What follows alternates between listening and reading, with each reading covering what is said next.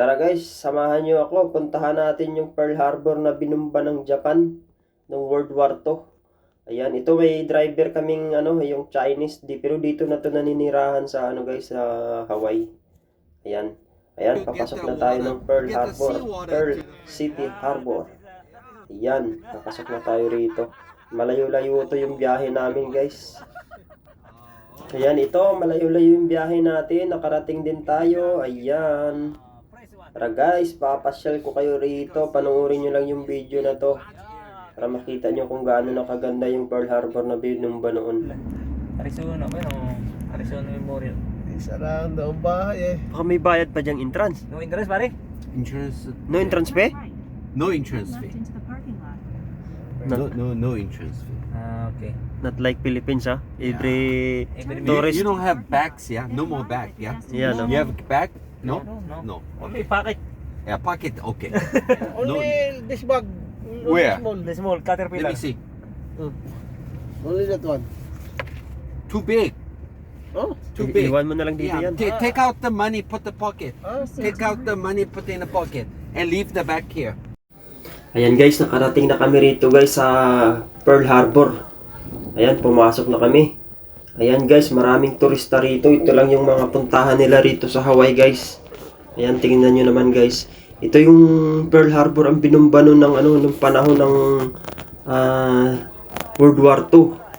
Ito yung binanata ng Japan, ang US, na hindi alam ng US na papunta na yung mga eroplano ng Japan. Napakagaling talaga ng Japan. And guys, sa sobrang tagal kong pabalik-balik dito sa Hawaii, ngayon lang namin napuntahan ito guys, ang Pearl Harbor.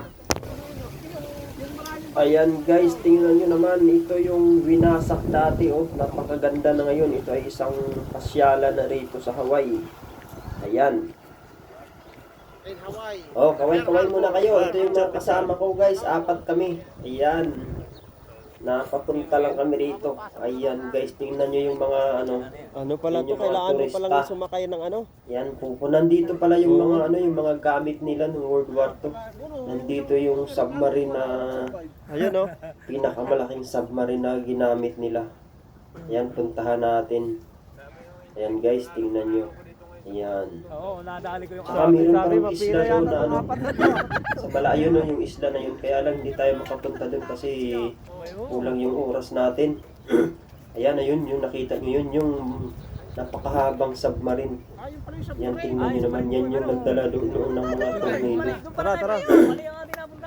At saka ito naman yung mga monument, mga pangalan ng mga nila guys, yung mga gamit nila ng mga mga helicopter, lahat yan nandito. Grabe, Yung ang mga haba pala ng pangalan na submarine na to. nakautit dyan sa At mga least mali yung bato. ating pinasok mo. Yan, USS, yun.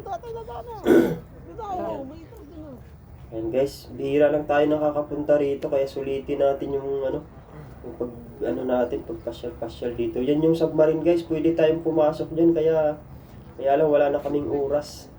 Yan, ito. Ayan, ito yung hagdanan ng yung submarine papunta dun sa loob. Yan, ito yung USS Boston. Yan, tingnan nyo guys, maraming pumapasok dun. Tingnan nyo, napakahaba niyan guys. Yan, ginawa na lang yung tourist spot. Ginawa na lang pasyalan, napakahabang submarine yan. Pwede tayong pumasok dyan, kailang may bayad. Saka wala na kaming oras, babalik na kami ng barko. Napakalayo pa ng biyahe namin, nasa 30 minutes pa. Yung binayaran namin sa pamasahe namin, kulang-kulang 200. Ayan guys, bye-bye!